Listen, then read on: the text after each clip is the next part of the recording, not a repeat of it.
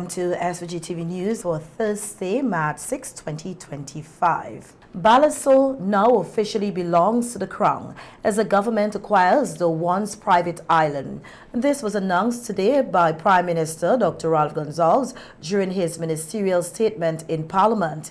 The announcement comes in the wake of this month's celebration of Heritage Month. The Prime Minister detailed the specifics of the declaration, which was gazetted for the second time yesterday, Wednesday, March 5th, 2025. The second publication reads as follows. Whereas it is enacted under Section 3 of the Land Acquisition Act, Chapter 322, that if the Governor-General considers that any land should be acquired for a public purpose, he may cause a declaration to that effect to be made. And whereas it is considered by the Governor-General that the undermentioned parcel of land should be acquired for a public purpose, to wit, the purpose of a cultural, historic, memorial site and to keep as part of our national patrimony. It is hereby declared by Her Excellency the Governor-General, acting in accordance with the advice of the Cabinet of St. Vincent and the Grenadines, and upon the second publication of this acquisition in the Gazette, the lands shall be vested absolutely in the Crown, and all the portion of land situate at Baliso, in the parish of the Grenadines, in the state of St. Vincent and the Grenadines, belonging to whom it may concern, at measuring approximately 323 acres, together with all ways, water and watercourses, rights, lights, liberties, privileges, paths, easements, and all appurtenances thereon, shall vest absolutely in the Crown. Last year, the Prime Minister had announced that the government was looking to purchase or acquire Balaso and was hoping to finalize the deal before Heroes Day. However, there was some delays in the survey process. Today, the Prime Minister confirmed that compensation would be paid to those who can provide proper title to the island. Given the historic importance of Baliso, had taken the decision to acquire Baliso.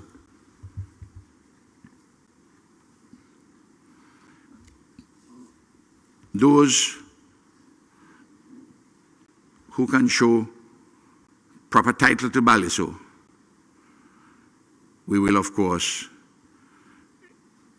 in pursuance of the Constitution and the law, provide fair compensation within a reasonable time. On the 25th of February, a gazette was issued. The first publication was issued relating to the declaration of Baliso yesterday. So as of yesterday,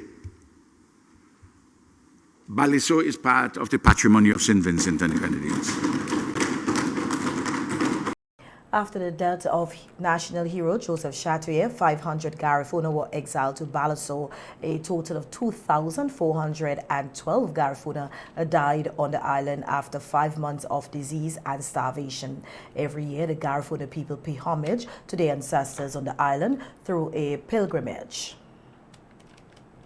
And Joan Hoyt, chair of the St. Vincent and the Grenadines Indigenous Peoples Association, which is made up of people of Garifuna descent in SVG and the diaspora, said she is happy and proud of the news of the acquisition of Baliso.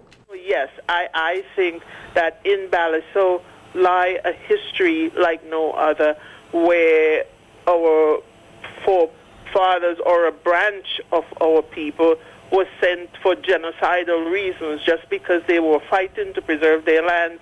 The British didn't care about that because they wanted the land, and our people mounted this valiant effort to stay without colonial masters, and then Chatouillet was killed, and some of his warriors were shipped to Baliso with their family and children.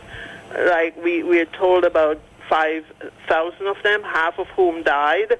So I see Baliso as the connecting line between the Garifuna, our brethren who were exiled, and those of us who remained on St. Vincent. So we are deeply connected, and I think Baliso is that connection between those of us, our foreparents who stayed in St. Vincent, and those who survived the death camp in Baliso and made it on to Belize.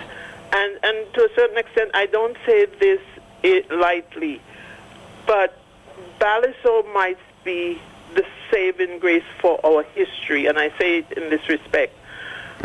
Many of us who went through the colonial school system in this country set up by the British were never, ever taught our history. All we were taught is that our people were savages, they were cannibals, they were no good, they fought. We were not told the atrocities that the British committed, and it's because those who were sent off to Central America and Belize kept the history alive in their own language, that now it's coming to light, and we've been taught what a bad history the British started here in St. Vincent. The association, which was formed last year, will be staging its first major activities this Sunday at the London Playing Field. The event, dubbed a cultural exhibition showcasing indigenous roots, is one that Hoyt, who is originally from Sandy Bay but resides in the United States, says is important to celebrate, especially during this time of National Heroes and Heritage Month. We all came together because we realized that in all the acknowledgement and celebration of National Heroes Day, not much acknowledgement was given to the people above the river. It almost seemed to be focused more on the returning Garifunas from Central America, and many of whom also live in North America. So we wanted to elevate our voice, not only to participate in National Heroes Day events, but to sort of address issues that are relevant and important to our people above the river. All right. So that was the genesis of, why we came together. We want to bring that sense of pride to all of us, because look, I am claiming indigenous the nature of the above the river, but I know that there are indigenous people all over St. Vincent, right? I mean, we're in a concentrated form up there, but we have Greg's, and we have Rose Hall, and we have places on the leeward side where we have pockets of indigenous people. So I want them all to come up, share with us your history, our history, get some food, have some entertainment, just relax and have a good time. Hoyt emphasized that the event is one for everyone to come out and be a part of as they showcase Garifuna culture and heritage. Officially, it's supposed to be a 3-hour program starting from 2 p.m. to 5 p.m. And in the official schedule, we're going to start off at 2 with the blowing of the conch shell to announce there's something important happening here. After that, we'll have we'll have an invocation by Father Junior Ballantyne, the Anglican priest, and Bishop Enos Francis, a spiritual Baptist. And we figure we have to meld the Eurocentric religion and the indigenous spiritual Baptist and say a prayer. We want it to be a teaching moment, right? Because you notice there's a storytelling competition that we put on there, because we realized when we were growing up and there weren't any television or iPhone, we sat around, especially on moonlight nights, and listened to scary stories, right?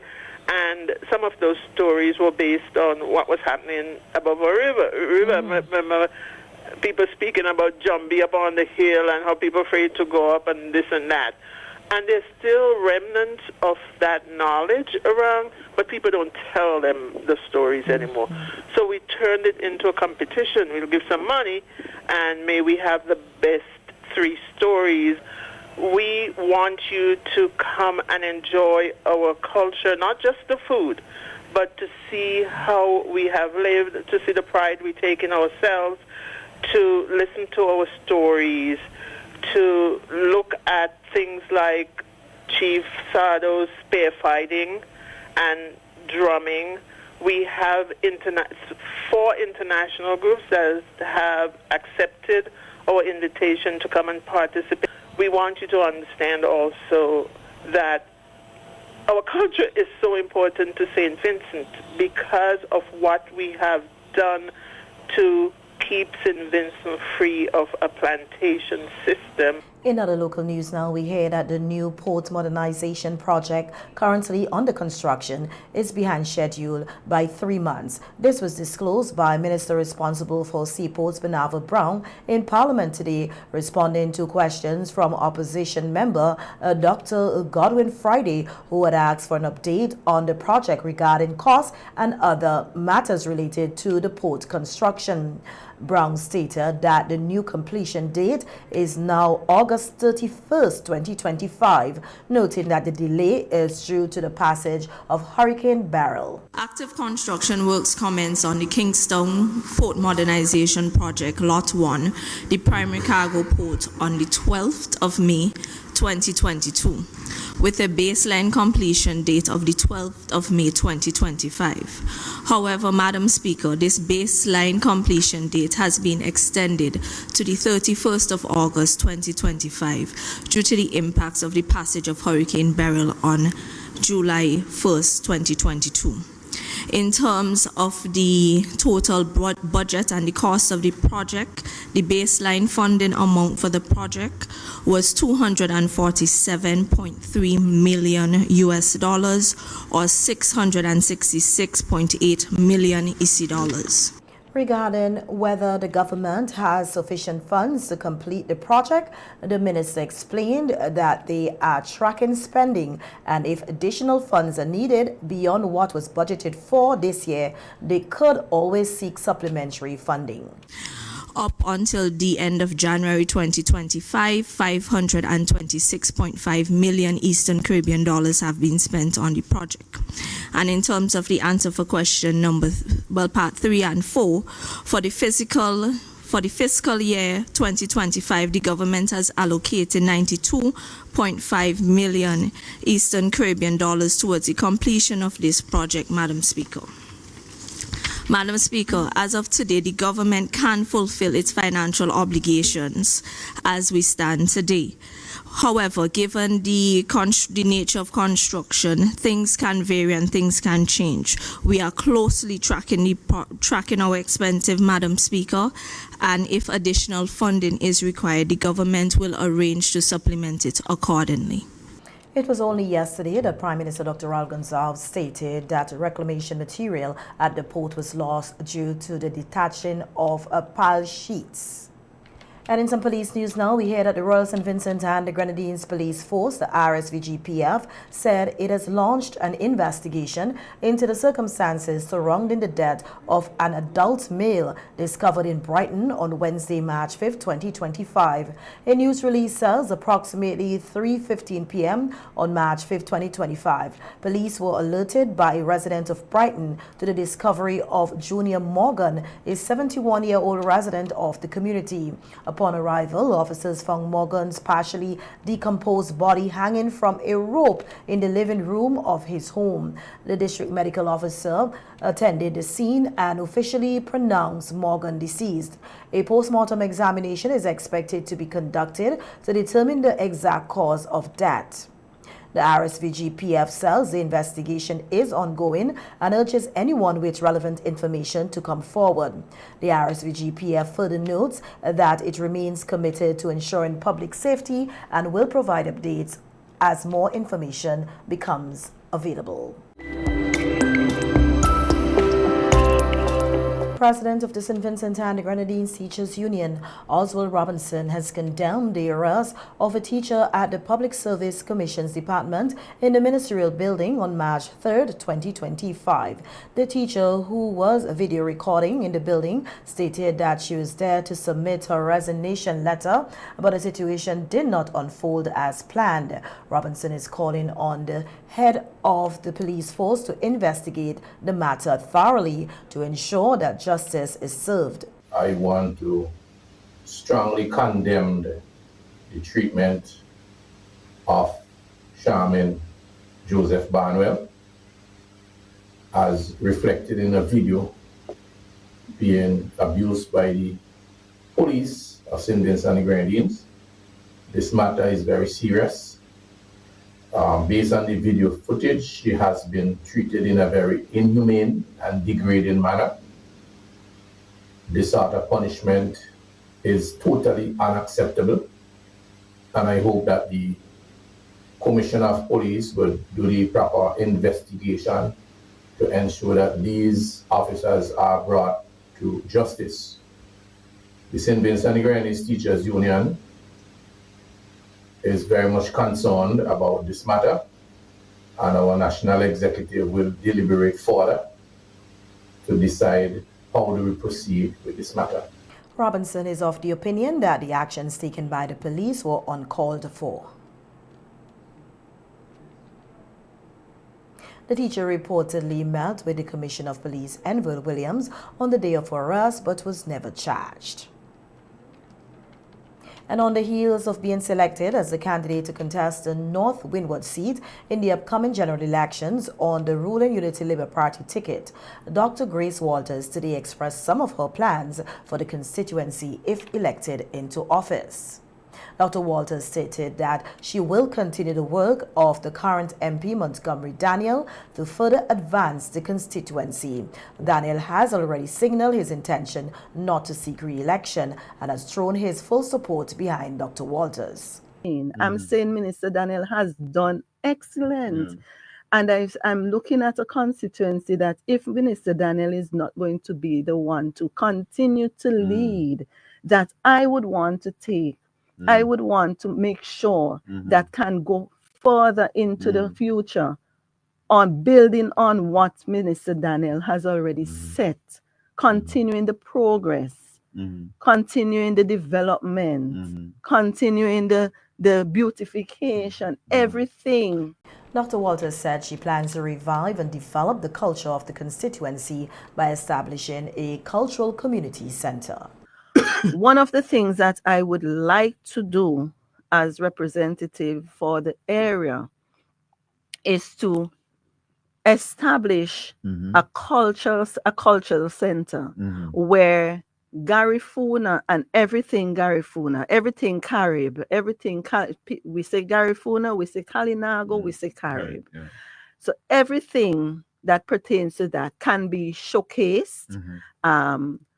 We can get the full history. The history can be taught, develop cultural sites and tourism sites for persons to come and be educated in our culture. Additionally, Dr. Walters expressed her desire to introduce an initiative aimed at incorporating the teaching of culture and heritage into the school curriculum, ensuring that children are educated about their history. Our language was taken from us. I mean, we were given this English language. So very, very few of our people, I think the ones who knew a little Garifuna, who knew a little of the Carib language, they've died out. A lot of them who have had exposure to what really was our culture they're older now. I would like to bring in our Garifuna language, to have our students speak the language, and who knows, maybe teach the language at the primary school level and even at the secondary school level. I know it might not be in the school's curriculum regionally, but it is something that we can do as a unique part of our education system, starting with, of course, the North Windward schools.